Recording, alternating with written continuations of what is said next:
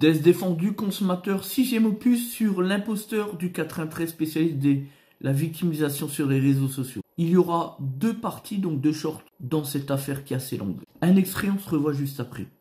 Ça y est, j'ai eu la réponse du tribunal de commerce. Alors, pour vous, redressement ou pas redressement? C'est donc, quand on est passé en jugement, au mois de mai, devant le tribunal de commerce, la procureure a dit moi je ne m'oppose pas à qu'il soit en redressement, vu le rapport du mandataire, et le mandataire a dit la même chose, pas besoin de le mettre en redressement. Donc, moi, de bon augure, je me dis, ça va être pas mal. Est-ce que ça a été pas mal? Est-ce que la France va nous tirer vers le bas ou elle va nous tirer vers le haut?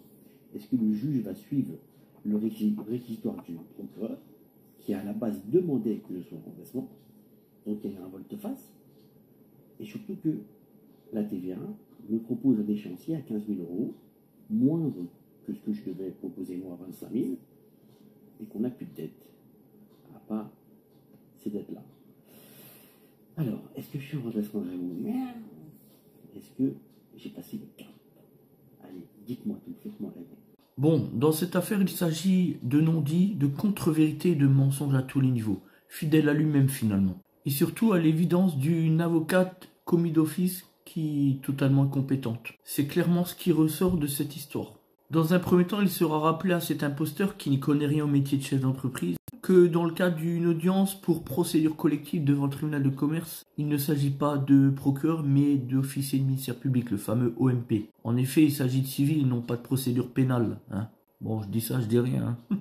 Et ce dernier ne tient pas lieu d'un réquisitoire. Bah oui, on n'est pas en cour d'assises. Mais il requiert, c'est pas tout à fait la même chose. Il aura au moins appris quelque chose aujourd'hui.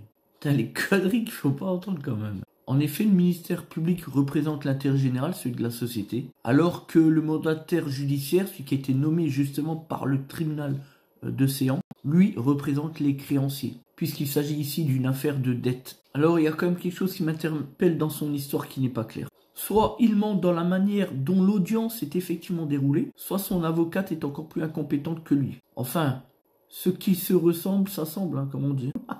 D'un poney, on fait pas un cheval de course. Hein. Encore une vidéo publique de sa part qui n'a pas lieu d'être. Avec un individu qui n'a pas peur de se tirer une balle dans le pied et de s'humilier tout seul devant tout le monde.